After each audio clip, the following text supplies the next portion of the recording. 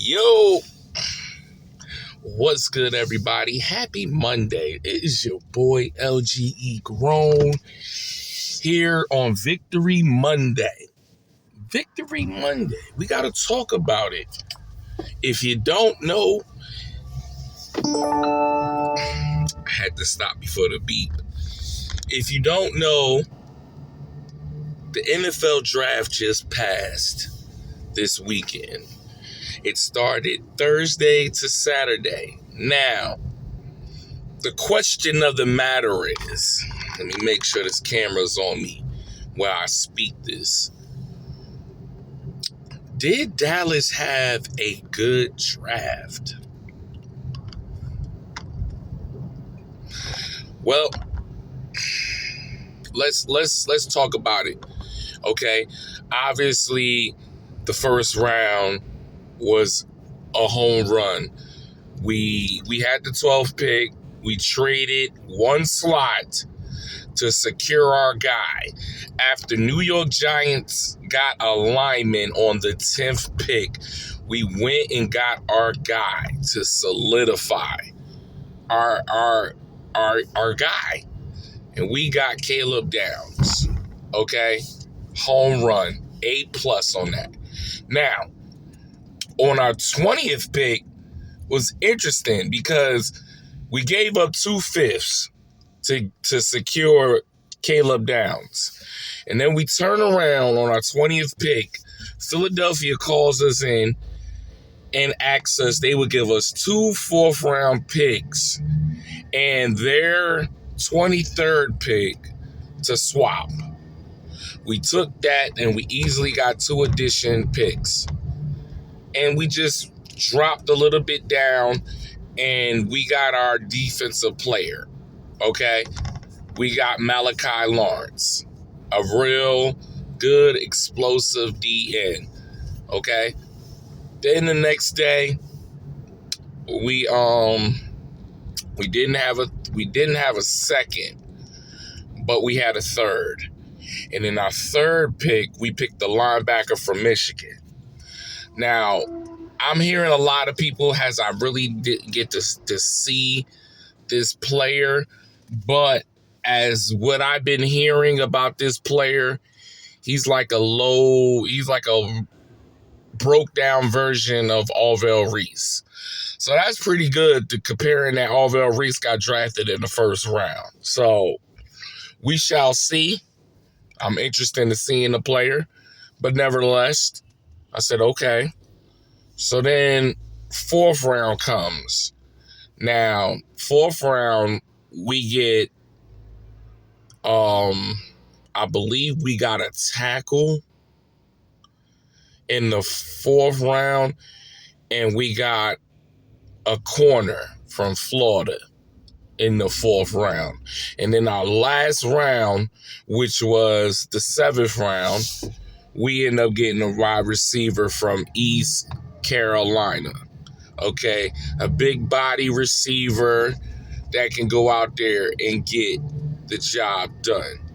And it was interesting to see that this draft, we didn't go up, we didn't trade. After we traded in the first round, we didn't go, okay, let me go here, let me go there. And by the way, I still forgot about mentioning, we traded our fifth round draft pick with 49ers to get D. Winters, the middle linebacker from the 49ers. So now we just solidified, we just revamped our defense from a couple of years. We were just talking about how, let's see what this Michael Parsons trade does.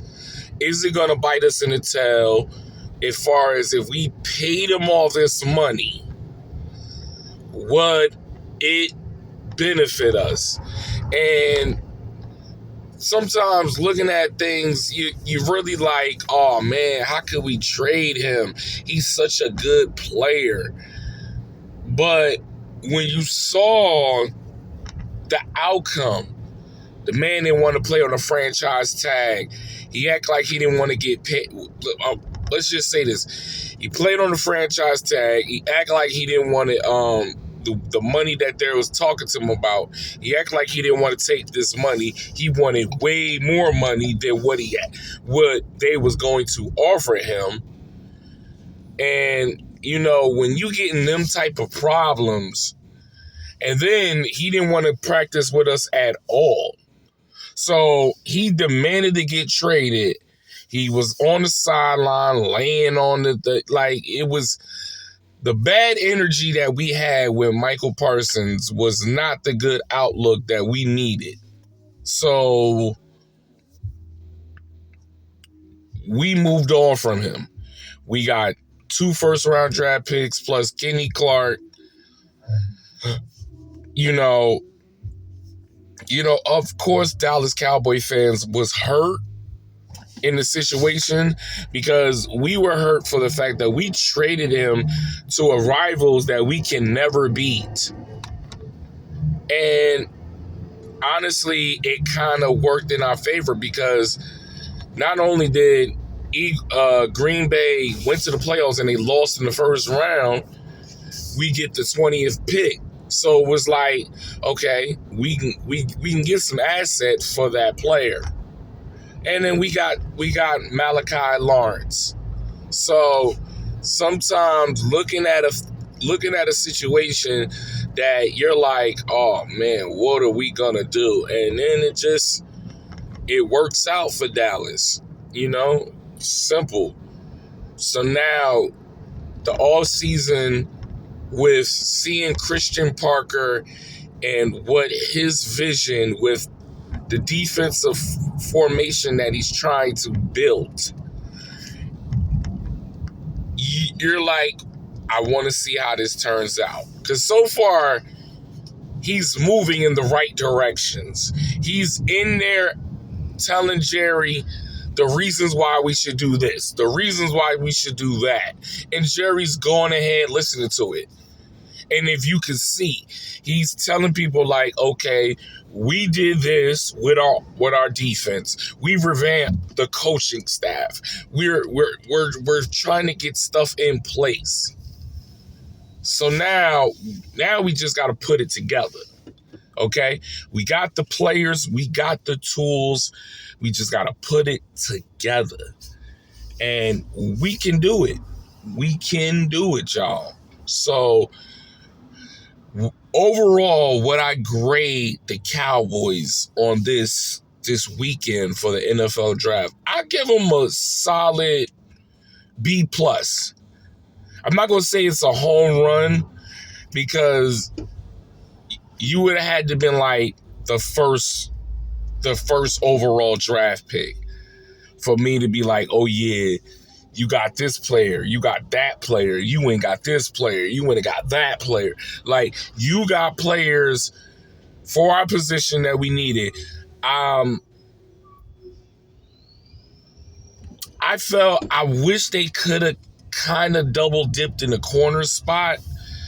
I'm not too mad, but I just wanted them to dip in the corner spot a little bit. Offense, you really didn't have to go crazy. Getting one lineman, that's fine to replace TJ Bass. That's cool. I'm cool with that. You got a wide receiver. That's possibly for Tolbert. I'm cool with that.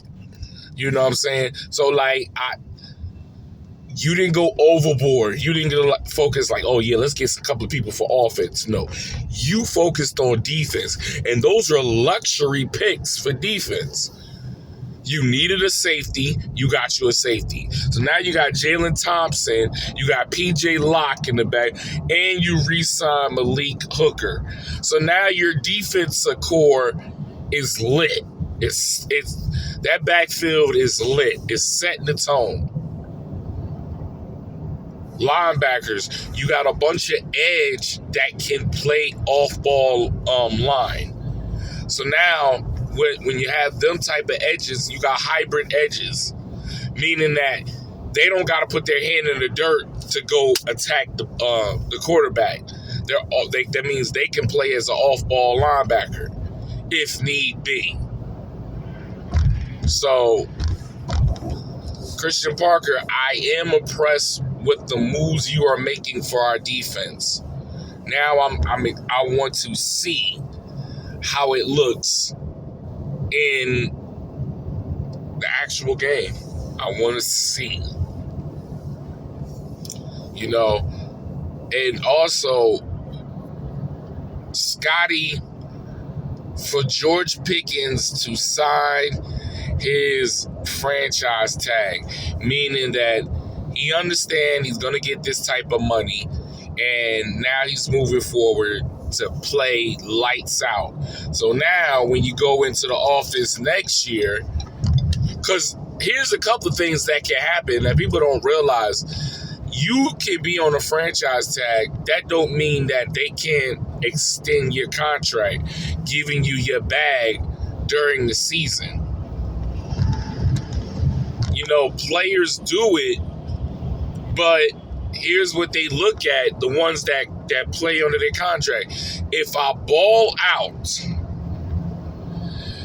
the price they were thinking ain't going to be yesterday's price. Today's price ain't yesterday's price. That's what you go in when you go in there and renegotiate your contract. You go in there, you tell that guy, listen, I want this and that, and here's why. This is my productivity. I've shown what I can do if I'm here for 4 to 5 years on my contract. I know I could be an asset to the team. I've shown it to you twice now. Because that's what Pickens can say. I showed y'all my first year that I was capable of getting that big bag. Y'all wanted to see by putting the franchise tag on me. Okay, fine. Now, this is another full season that I've given you twice back to back that I put up productivity. That's how you go in there and negotiate. Don't sit there and be like, oh, I'm not going to play. I'm just not going to play. I'm just not going to play. I'm just not going to play. No, don't do that. Don't do that. Show them your worth. Once you step on the field, you don't go being lazy on one game and lazy on another game. You got to ball out every single week. Every single week. Because here's the thing that George Pickens had to realize. Because you ain't signed your franchise tag, nobody gave a call and said, hey, we willing to give y'all a first or second round draft pick for George Pickens. So that right there is telling the league right now that we still got to see something. We're not convinced yet. The league, listen, people sign players quick. They don't even care. So if that right there tell you they didn't want to give up a draft pick for you, that means something. That means Dallas believe in you more than the rest of the league believe in you. They know your off-field issues, your anger, and all that, and we willing to deal with it. But we know if you do what you're supposed to do, the outcome is going to be bigger and the reward is going to be much sweeter. I'm telling you. Look at Dak Prescott. Let me break this down to Dak Prescott. Everybody want to give Dak Prescott flack. But let's break down Dak Prescott, right? The man came in the league, was a backup for Tony Romo. This was now the time when Tony Romo was starting to be injury prone. That he couldn't stay healthy on the field. He would give us good numbers, but now all of a sudden he started the wear and tear of his body, getting hit, hurt, damn near jeopardizing us for the season. It started hurting us. That's why they had to get a quarterback. They get a quarterback. They get a good, capable quarterback in the 4th round. Now, they're telling Tony Romo, all right, now we got a quarterback. We got a quarterback that's capable of coming in here and playing. What happens? Preseason happens. Tony Romo gets plays, gets hurt. Prescott goes in. Prescott never looked back. Never looked back. And I'm talking about Prescott was so impressive his first rookie year that he was rookie of the year. He was rookie of the year for a player that was intentionally supposed to start. You know what I'm saying? And this is when Jerry was like, Tony Romo's my guy. That's my guy. That's my quarterback. He's my guy.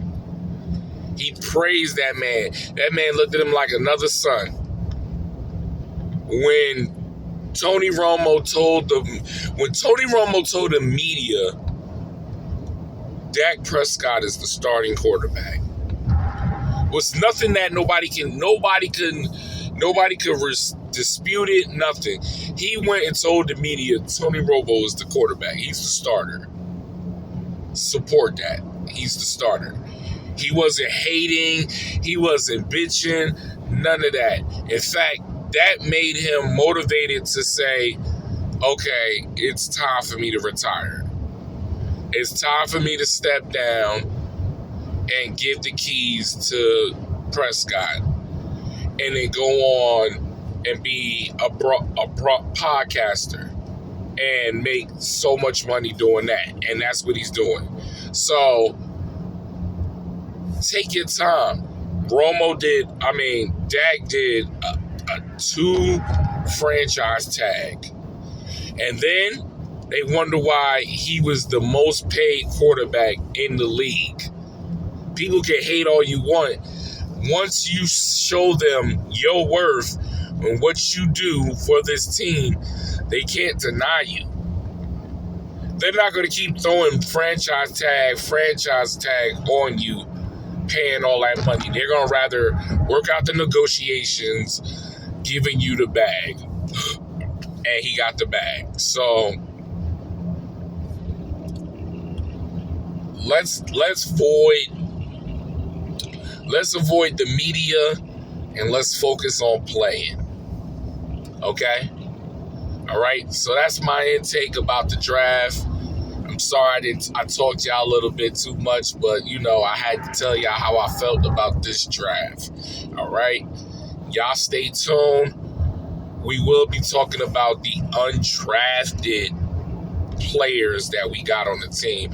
I'm trying to wait till the full roster of the undrafted players and then give my opinion who I think out of the undrafted players will make this team. Because not only you got the undrafted players, you still got the